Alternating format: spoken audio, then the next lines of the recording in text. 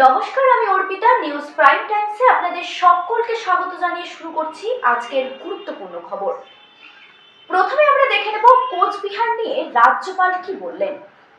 The series of ghastly violence in Chopra, in Kuch Bihar, now in Kolkata. Revolting, benumbing, disgusting, shocking, shattering. Yes, this happens in Gurudev's own land, Bengal, where the mind is without fear and the head is held high.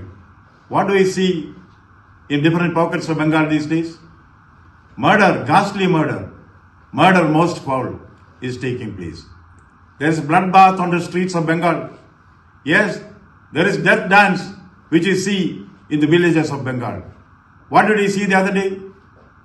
Most disgusting sight, inhuman sight of a hapless woman being beaten in front of the people who did not react, who did not revolt.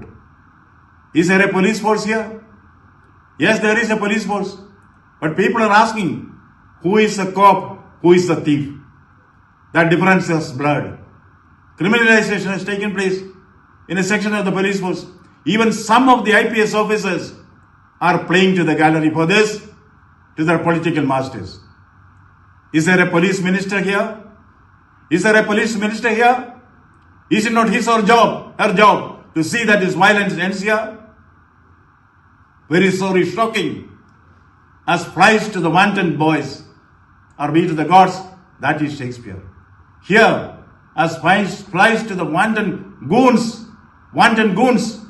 that is the difference here. Shakespeare might have seen present day Bengal or the present police minister. That's why he said, the hell is empty. All the devils are here. This is applicable to the police force of West Bengal. Otherwise today, we saw on the screen, what did you see? A poor patient who was in a medical college and the kin of the patients being brutally beaten by the police force. Is this a civilized nation? What is happening here? Goons have taken over. The best lack conviction. The worst are full of passionate intensity. And this is Gurudev Rabindranath Tagore's present day Bengal. I am shocked. There will be action. The Constitution of India, the laws of the land, will see that a nemesis comes very soon. Action will be taken. Those responsible for this, particularly in government, they have to answer for this. This is not jungle Raj. Jungle is better. In the jungle, no animal kills for thrill. This is the only place where you kill for thrill. And for the authorities, the police, killer is a thriller. This cannot go on. This has to stop. This will stop. India's constitution is strong enough. India's democracy is strong enough to stop this nonsense in the field. Playing with human blood. No, never. This is the end to it. This should be the end to it. এবারে আমরা দেখে নেব কোচবিহার নিয়ে শান্তনু সেনের প্রতিক্রিয়া। দেখুন, চোপড়ায় যে ঘটনা ঘটেছে, তৃণমূল কংগ্রেস দলগতভাবে বা আমাদের সরকার এই জিনিস কোনোভাবে সমর্থন করে না, সেটা আমরা বারবার বলেছি। পুলিশ সুমোটো কেস করেছে, মেইন যে অভিযুক্ত তাকে অ্যারেস্ট করেছে, ভিকটিমদের পুলিশ সিকিউরিটি দিয়েছে এবং আরও যদি এই কেসে কেউ যুক্ত থাকে তাকে সে পার পাবে না, পুলিশ তাকে অ্যারেস্ট করবে। কিন্তু তফাৎটা অন্য জায়গায়।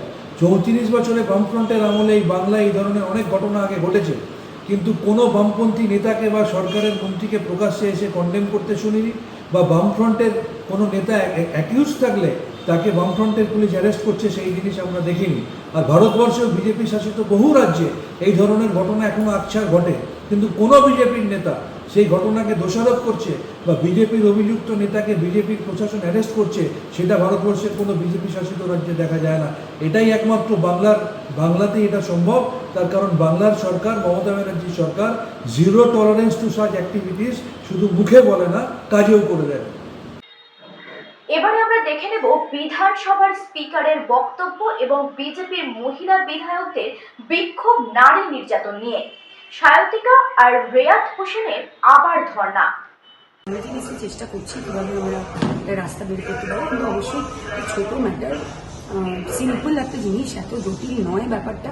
মানে সত্যিই ভালো লাগছে না, মানে সব কাজ টাজ ফেলে রেখে এখানে এসে রোজ এইভাবে একটা যেটা আমাদের পাওয়ারই কথা বা আমাদের সেই জায়গাটা নিয়ে হয়ে যাওয়ারই কথা, সেটার জন্য লড়াই করাটা আমাদেরও বাজে লাগছে। আজকে তো চলে আর কি, হ্যাঁ, under the custodian of our speaker, honourable speaker, এই জায়গাটা কোথাও যেন একটা আঘাত আনা হচ্ছে। তো এই জায়গাটায় দাঁড়িয়ে আমরা বলছি যে এটা একটা অনৈতিক বিষয় দাঁড়িয়ে আছে।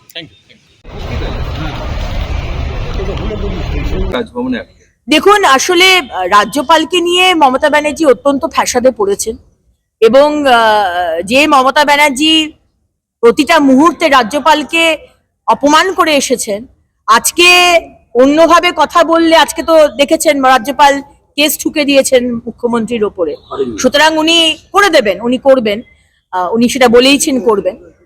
সুতরাং এখন অন্যভাবে কোনটা কোন সাইন হচ্ছে না, কোন কি হচ্ছে না, আগের যে আমাদের অ্যাসেম্বলি হলো, আগের সেশন, তো সেখানে রাজ্যপালকে আমাদের স্পিকার মহোদয় ডাকলেন না কেন? আপনি নিজের পাওয়ার দেখিয়ে আমাদের রাজ্যপালকে ডাকলেন না, মহামহিম রাজ্যপালকে ডাকলেন না, নিজের পাওয়ার দেখালেন। এবারও নিজের পাওয়ার দেখান স্পিকার মহোদয়, নিজের পাওয়ার দেখিয়ে আপনি শপথ বাক্য পাঠ করিয়ে দেখি আমরা কি জানেন। দেখুন, হামিদুর রহমানের মতো মানুষদের যদি এমএলএ করা হয়, যারা বলে একটি মহিলাকে লিঞ্চিং করা হচ্ছে চোপড়াতে, আপনারা সবাই দেখেছেন, সেখানে মুখ্যমন্ত্রী এমন একজনকে, এমন মানুষদের আপনি এদেরকে বাচ্চা বলবেন না, চৌবাচ্চা বলবেন না, বদমাইশ বলবেন, কি বলবেন বলুন? যে তিনি বলছেন যে মুসলিম রাষ্ট্রে তো এরকম হয়েই থাকে, এবং এখানে একটু বেশি বাড়াবাড়ি হয়ে গেছে। তো উনি কি মনে করছেন যে পশ্চিমবঙ্গ কি মুসলিম রাষ্ট্র হয়ে গেছে?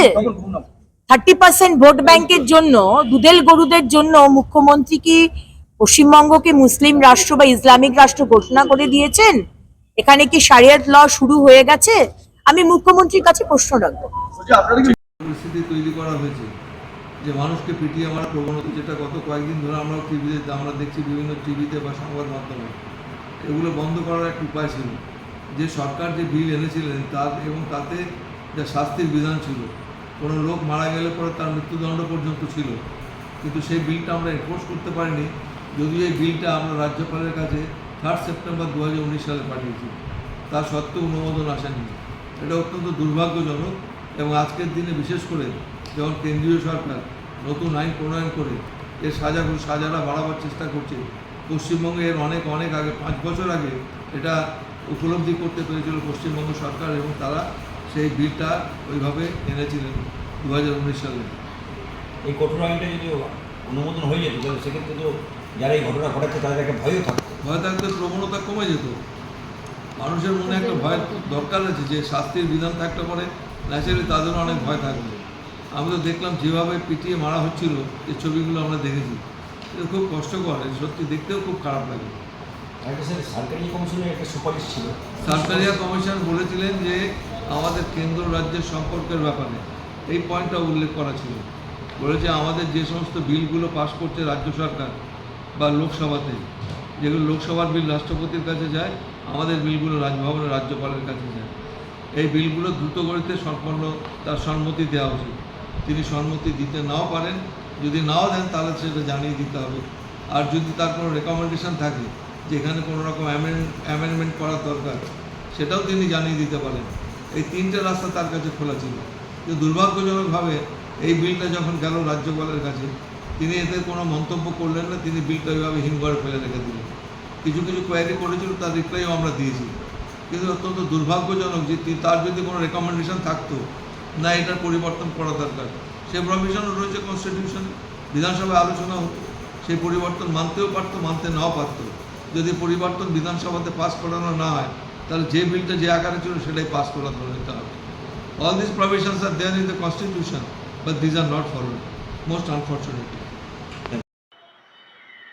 এরপর আমরা দেখে নেব মন্ত্রী শোভনদেব চ্যাটার্জির বিধানসভার বাইরে তিনি কি বলেছেন। ওরা তো সবসময় একটা ব্যালেন্স করে চলছে, আর ওদের যারা যে গাইড করেন তিনি সেই রাস্তা প্রচারের রাস্তা ভালোবাসেন। একটা যারা এমএলএ হয় যেতে তাদের কাছে একটা আবেগ কাজ করে যে আমরা জিতেছি, আমরা এই পবিত্র সদনে আমাদের শপথ নেব। সেটার জন্যই তার রাজ্যপালের কাছে আবেদন করছেন যে আমার কাছেই আমরা নেব, কিন্তু আপনি এখানে এসে আপনি দিন, তাহলে আমাদের পক্ষে এটা সম্মানেরও হবে এবং আমাদের যে আবেগ সেই আবেগটা পরিপূর্ণ হবে। এদের জন্য তারা বলেছে এখানে তো রাজ্যপালের কোনো ইগোর প্রবলেম নেই, কেন তিনি নেবেন? তিনি আসেন নাকি আমাদের বিধানসভায়, পবিত্র বিধানসভা থেকে বারবার আসতে হতে পারে, সেজন্য উনি এর আগেও এসেছেন। আজকে হঠাৎ ওখানে কী সমস্যা? উনি যদি প্রথম দিনই লিখতেন যে তোমরা আমার কাছে নাও, তা তো লেখেননি। প্রথম দিনে লিখলেন, রাজ্যপাল ডাকলেন, তাদের লিখে বললেন তোমাদের আমরা আমার নমিনেটেড লোককে দিয়ে দেওয়া, তাহলে গ্রুপ স্টাফকে দিয়েও তো দেওয়াতে পারতেন, কেন অধিকার ওনার অধিকারের মধ্যে পড়ে। যেখানে একজন বিধায়ক জনগণের দ্বারা নির্বাচিত হয়েছেন, তিনি একজন নমিনেটেড লোকের নমিনেটেড লোক যে হবে তার কাছ থেকে নেবেন, কে হবেন তিনি জানাচ্ছেন না। এটা একটি নির্বাচিত প্রতিনিধি, তাদের খুব অসম্মানের, এবং তিনি যাদের দ্বারা নির্বাচিত হয়েছেন তারা অসম্মানিত বোধ করছে।